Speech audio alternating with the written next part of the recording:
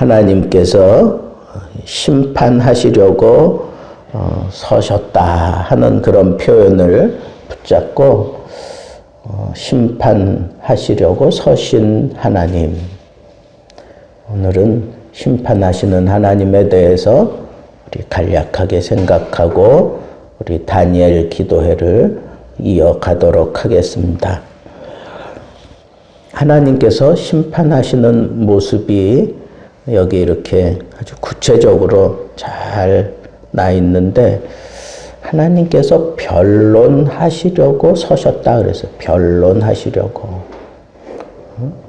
변론하다. 헬라어로는 이 변론한다라고 하는 이 단어가 이 법정 용어입니다. 그래서 법정에 서서 어떤 문제를 가지고 이거는 이렇고 저거는 저렇다 그러면서 서로 자기 입장을 충분하게 얘기하는 그런 시간을 갖게 되는데, 그걸 우리는 변론이다 그렇게 얘기를 해요. 하나님께서 당장에 어떤 그 백성들의 죄된 모습을 보고 당장에 그렇게 채찍질을 하고 징계를 하시는 게 아니라 우리가 뭘 잘못했는지 아주 충분히 깨닫게 하시려고 변론하신다 그랬어요. 또 그 잘못한 것에 대해서 심판받는 것이기 때문에 우리는 변명도 할 수 없고 거기에 대해서 가타부타 얘기할 수 없도록 하나님께서 변론을 하신다 그렇게 생각을 할 수가 있습니다. 여러분, 하나님이 이렇게 변론하신다? 이게 참 은혜예요. 하나님은 죄악을 참아 볼 수 없는 분이에요. 죄라는 걸 용납할 수 없는 분인데, 사랑하는 백성이기에, 사랑하는 내 아들이고 내 딸이기에, 하나님께서 약속하셨기에 그 죄악을 참아내시는 거예요. 당장에 채찍질을 하고 심판하셔야 옳을 것 같은데 하나님께서는 이렇게 변론을 하신다고요. 변론. 근데 사실 이 변론할 때 인정하고 자기 죄를 고백하고 그리고 그 죄에 대한 대가를 받으려고 생각하는 사람이 법정에서는 없어요. 포기했거나 아니면 어떻게 해서든지 자기를 변론하려고 들잖아요. 내가 어쩔 수 없어서 그랬다. 아니면 내가 이렇게 한 것은 이건 내가 의도적으로 그런 게 아니다. 뭐 등등의 그런 변론 해야 할 게 많은 사람들이 법정에 서는 것 같아요. 그런데 하나님께서 기대하시는 바는 자기의 잘못을 인정하고 그 죄값을 달게 받겠다 하는 그런 마음으로 하나님 앞에 서기를 원하시는 거예요. 그러면 하나님께서 피할 길도 내시고 또 새롭게 하시는 그런 역사를 보여주시거든요. 그런데 사람들은 그러지 않아요. 그러니까 어쩔 수 없이 하나님은 심판해야만 되는 거예요. 변론을 통해서 돌아올 수 있는 그런 기회를 주시지만 인간들은 자기 변명하느라고 급급하고 자기 죄에 대해서는 인정 안 한단 말이에요. 하나님의 마음을 헤아리는 사람이 하나도 없다는 거예요. 그래서 어쩔 수 없이 하나님은 그 죄악상을 다 밝혀놓고 그 밝혀놓은 그 죄악에 따라 심판하실 수밖에 없다는 거예요. 그래서 우리는 하나님께서 정말 변론하자고 드실 때에 그때 귀 기울이고 그 말씀을 따라 자기 죄를 고백하고 그리고 하나님 앞에 내가 죄인이니 하나님 나를 긍휼히 여겨 주십시오. 하나님이 나를 징계하시면 받겠습니다. 그러나 나를 긍휼히 여겨 주십시오. 그렇게 기도한다면 하나님께서는 그 사람에게 살 길을 열어주셔요. 어떻게 해서든지 살 길을 열어주십니다. 그러니까 변론하는 거예요. 아무 경고도 없이 그냥 심판하시는 게 아니라 변론을 하고 그리고 심판을 하세요. 그러니까 하나님 앞에 내가 무언가 깊은 깨달음이 있고 그리고 내가 잘못했다라고 생각되어지면 그때 하나님이 나에게 이 변론하는 그런 시간을 허락하신 줄 알고 그대로 인정하세요. 잘못한 거 잘못했다 그러세요. 숨기려고 하지 마세요. 내가 죄를 지었습니다. 그대로 고백을 하세요. 그래서 하나님 내가 이 죄값을 따라 마땅히 징계를 받고 마땅히 죽어 마땅하지만 그러나 하나님 사유하심이 주께 있사오니 나를 긍휼히 여겨 주옵소서 하는 그 기도가 그 다음에서야 나온단 말이에요. 순서적으로 그래요. 자기 죄를 다 인정하고 하나님의 그 사랑에 기대면서 자기 죄를 고백하고 내가 죄인이라는 사실을 인정하고 죽어 마땅한 것이 맞습니다. 그러나 사유하심이 주께 있사오니 하나님 나를 긍휼히 여겨달라고 그런 기도를 할 수 있다는 거예요. 자, 하나님께서 왜 그 백성들을 심판하시려고 하시나?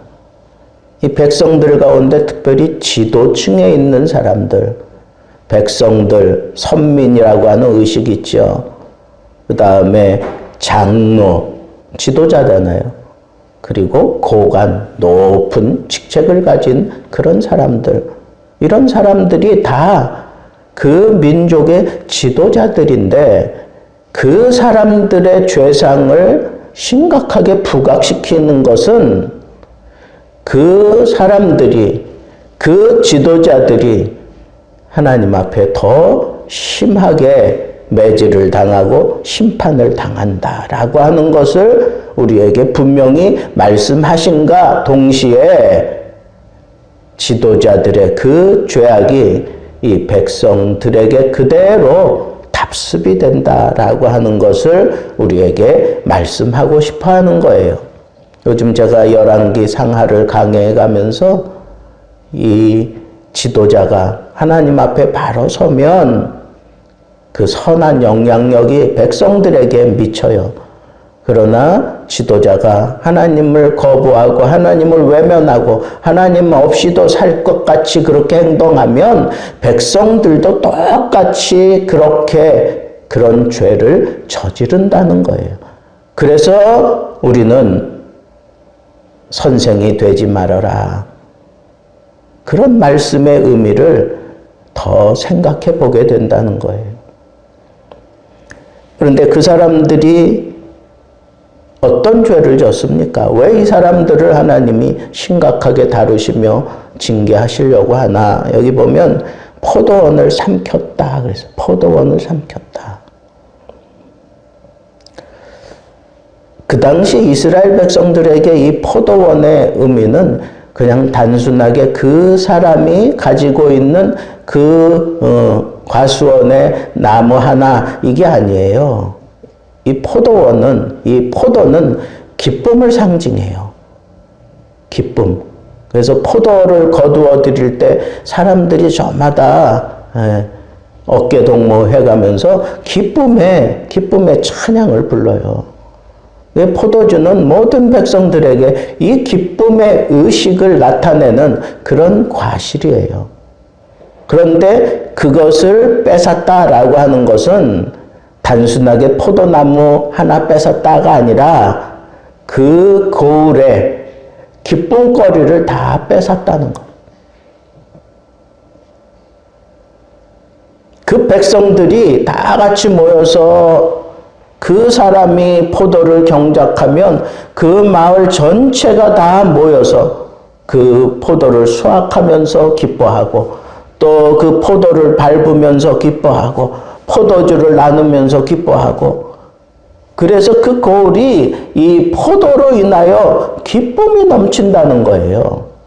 근데 그 포도원을 빼앗아 버리고 나면 거기서 일하는 사람들이 기쁨으로 일하겠어요? 완전히 그냥 노동력 착취당하고 그 고을의 기쁨을 몽땅 다 빼앗아 버렸다. 그 다음에 백성들을 가난한 자에게서 탈취했다. 탈취했다는 건 뭐예요? 강제로 뺏었다는 거예요. 백성들의 그 소중한 것들을 그냥 다 빼앗았다는 거예요. 어떤 주석에는 여기 가난한 자에게서 탈취했다. 그 탈취 품목 가운데에는 그 집안에 여인네들도 있었다라고 그렇게 얘기를 해요. 뭐 갚을 게 없으면 그 집안의 여인도 데리고 간다는 거예요. 그래서 종으로 삼거나 아니면 자기 성놀이개로 쓰는 그런 악독한 짓을 이 선민들이 한다는 거야. 그것도 지도자들이. 예? 이 가난한 자들은, 우리 예수 믿는 사람들은 이 가난한 자들은 언제나 보호의 대상인 줄 알고 그 가난한 자들에게 관심을 쏟고 무언가 베풀어 줘야 되는 게 그게 하나님의 마음이고 하나님의 백성들에게 하나님이 기대하시는 그런 모습인데 오히려 이 백성들을 다스리는 지도자들이 오히려 이런 심각한 짓을 저질렀다는 거예요. 그 다음에 그래서 백성들을 짓밟았다라고 하는 이 표현이 두루 그냥 우리 이해할 수 있어요. 또 가난한 자의 얼굴에 맷돌질을 했다. 여러분 맷돌은 뭐예요? 이게 위아래 그 맷돌이 돌아가면서 그 속으로 들어오는 콩을 갈아내고 뭐든지 갈아내잖아요. 그 거칠거칠한 면이 돌아가면서 그 콩을 갈아내는 것처럼 가난한 자의 얼굴이 그 맷돌에 그냥 맷돌질 당해서 형체도 알아볼 수 없을 만큼 그렇게 상처를 입는다는 거예요. 그렇게 모든 노동력 다 뺏기고 그 모든 사람들에게 그렇게 형체도 알아볼 수 없을 만큼 심각한 피해를 당한다는 거예요. 시온의 딸들이 교만하여. 여러분, 이게 다 그냥 연관되는 일들 같아요. 포도원을 뺏겨요. 가난한 자들의 것을 탈취당해 짓밟혔어요. 얼굴에 맷돌질 해서 얼굴을 들고 다닐 수 없게 만들었어요. 그리고 그 시온의 딸들, 이 시온은 이스라엘 백성들 의식 가운데 이 시온은 자기들의 영적인 고향이에요. 그리고 자기들의 자존심이라고. 그런데 그 시온의 딸들 그러면 그 하나님의 택함을 받은 거룩하고 그리고 성스럽게 건강하게 자라가는 그런 딸들을 시온의 딸이라 그렇게 이스라엘 백성들은 인식하고 있는데 여기 보면 기가 막힌 일들을 여기 시온의 딸들이 교만했다 그랬어요. 그리고 그 시온의 딸들이 아주 느린 목, 이 느린 목, 이건 뭐예요? 목이 이만큼 늘어났다 하는 얘기는 뭐예요? 옛날에는 이 목걸이를 왜 그 식인종들이나 이런 아프리카 사람들이 목걸이를 그냥 많이 끼워가지고 이 목을 억지로 늘리잖아요. 그런 식으로 이렇게 무언가 자랑거리를 잔뜩 거기다가 끼워놓고 사는 그런 모습을 여기 얘기하는 거예요. 느린 목, 그 다음에 정을 통하는 눈, 거룩하지 못한 이 정을 통하는 거, 뭔가 사람들의 그 마음을 홀리기 위해서 그렇게 정을 통하는 눈, 마치 창녀들처럼 그런 눈을 시온의 딸들이 가졌다는 거예요. 아기작거려 거리며 발로는 쟁쟁한 소리를 낸다 하시도다. 이 아기작거리며 걷는다. 아기작거리며. 여러분, 이 처녀의 아름다움은요, 이렇게 그 발뒤꿈치를 들고 사슴처럼 막 그냥 걸어가는, 그래서 그 이스라엘 백성들에게는 그 정말 정갈하고 고고한 여자들, 다 이 사슴에 비유하잖아요. 그죠? 그런데 그게 아니라 아그작거린다 하는 얘기는 뭐예요? 이 걸음이 이게 무슨, 남들이 볼 때 이게 뭔가 좀 수상한 걸음 있잖아. 여러분, 여자들이 이렇게 우리나라 사람들만 그러나 이 치마 이런 데다가 이 안에다가 뭐 이렇게 숨겨가지고 이렇게 걸을 때 그 걸음이 사슴처럼 이렇게 뭐 날렵하게 걷지 못하잖아요. 이 안에다 뭐 이렇게 숨겨가지고 걸을 때, 뭐 그런 걸음을 얘기하는 거야. 그러니까 뭔가 이렇게 숨길 게 많고 뭐 그런 것들을 표현을 한 거예요. 그런 것들을 표현을 했어요. 그래서 하나님께서 어떻게 하셨느냐? 그러므로 이런 죄를 저지르고 있는 시온의 딸들, 이스라엘의 그 고관들, 정치인들, 이런 사람들이 저지르는 이런 죄들, 이 죄에 대해서 하나님께서는 그러므로 어떻게 하신다 그랬느냐? 주께서 시온의 딸들의 정수리에 딱지가 생기게 하시며 여호와께서 그들의 하체가 드러나게 하시리라. 이 딱지가 생긴다라고 하는 것은 얼굴에 딱지가 생긴다 그런 얘기는 뭐예요? 얼굴 드러내놓고 다니지 못하게 한다는 거예요. 또 똑같은 동일한 얘기를 한 번 더 얘기해요. 하체가 드러나게 하리라. 이건 수치스러움을 나타내겠다는 거예요. 얼굴 들고 살 수 없는 그런 수치스러움 가운데 하나님께서 임하게 하시겠다. 이게 하나님의 심판이에요.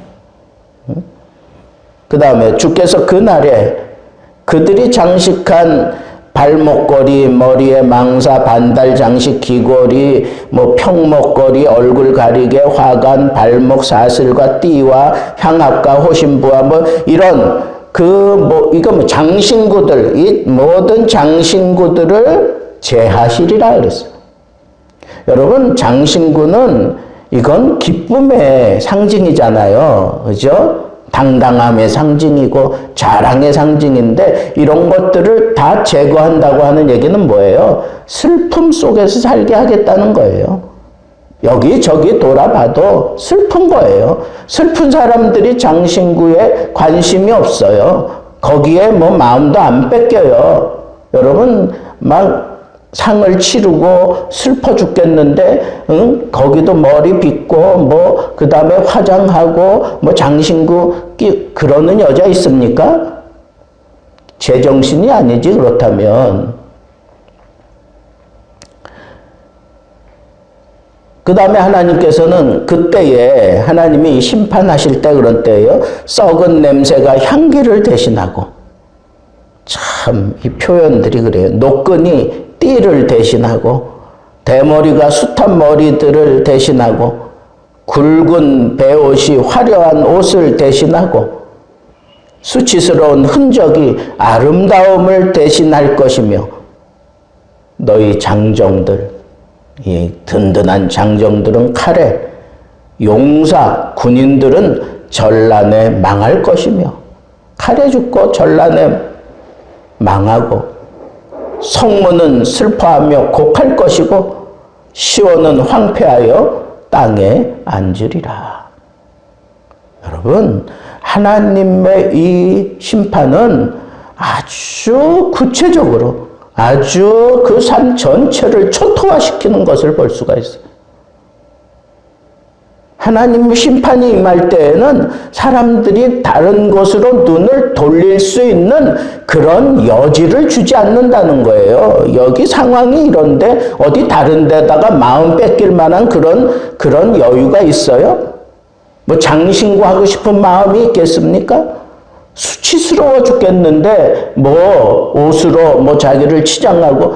여러분, 하나님의 징계가 임할 때에는 꼼짝할 수 없게 하나님께서 그 온전히 그 심판에 그냥 완전히 쩌들어지도록 하나님께서 틈을 주지 않고 그 사람과 그 사람의 삶 전체를 하나님께서 이렇게 다루신다는 거예요. 여러분, 하나님의 심판을 두려워할 줄 아셔야 돼요.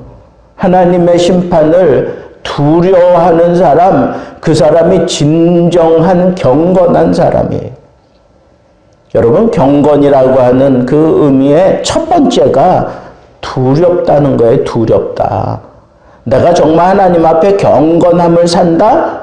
하나님을 두려워하는 사람이에요. 하나님의 심판이 두렵고 하나님이 나에게서 눈을 뗄까 두렵고 하나님이 나를 떠날까 두렵고 하나님이 나에게서 등 돌릴까 두렵고.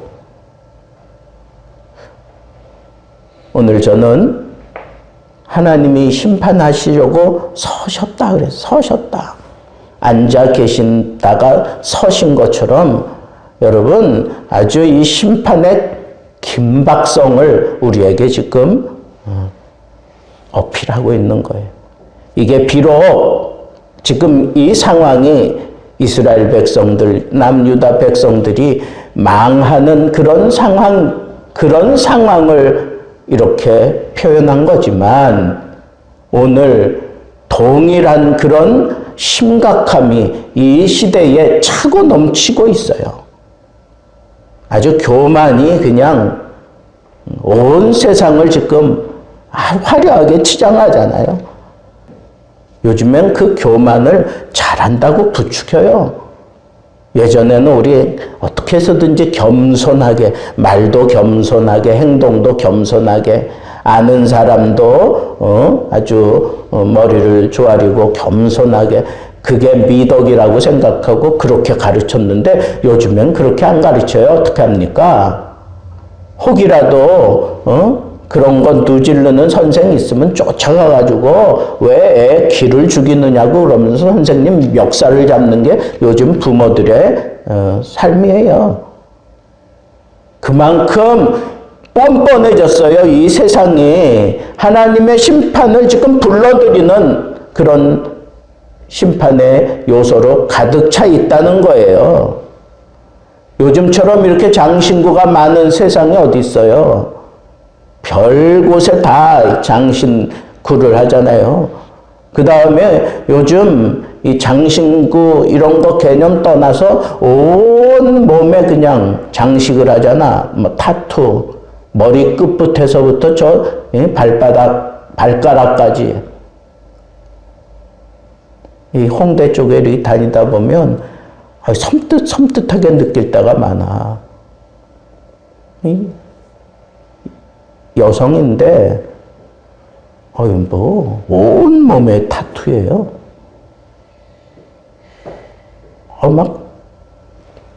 제가 막 소름이 돋아. 그런 모습을 보면 야, 그거 새길 때 얼마나 아플까 뭐 이런 거 떠나서 보기가 싫어. 어떻게 몸에 그렇게 다 그냥. 그게 장신구라고요. 그게 장신구야.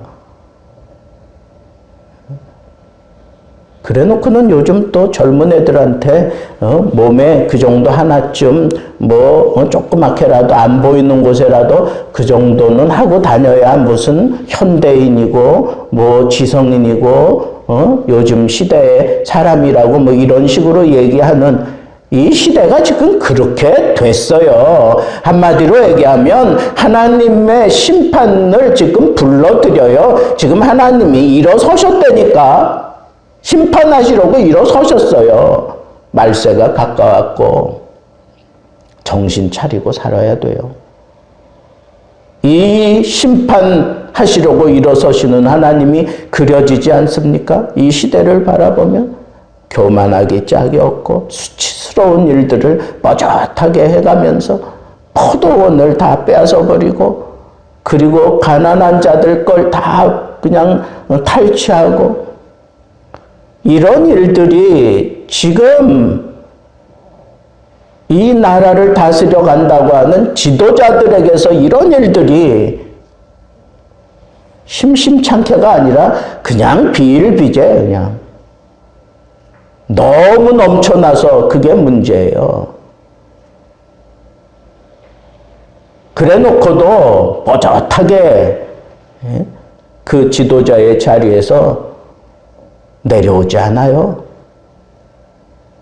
또 그런 사람을 또 대표로 세우고 이게 지금 우리나라가 이게 지금 하나님의 심판을 지금 당장이라도 하나님이 심판해도 다를 바 없는 유다 멸망의 그 마지막에 달려 있었던 그런 삶의 모습들이 오늘 이 나라에도 가득 넘쳐나고 있는 것을 볼 때 하나님의 심판이 지금 코앞에 왔다고 하는 이 위기의식을 가지고 우리 어떻게 살아야 될까요?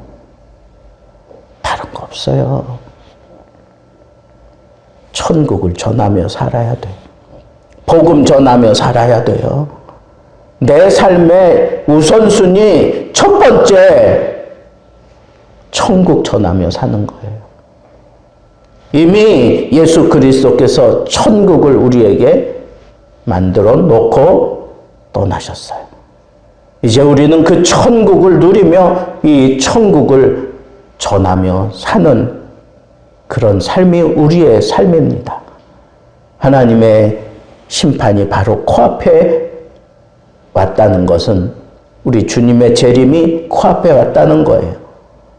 이런 상황들을 우리가 충분히 대입하면서 하나님 앞에 우리의 하루하루의 삶 정말 경건한 모습으로 하나님의 이 심판이 코앞에 왔다고 하는 이 사실을 생각하며 어찌하든지 우리는 천국을 전하며 이 천국으로 말미암는 그런 아름다운 모습을 증거하며 살아갈 수 있는 주님의 백성들 되기를 우리 주님의 이름으로 축복합니다.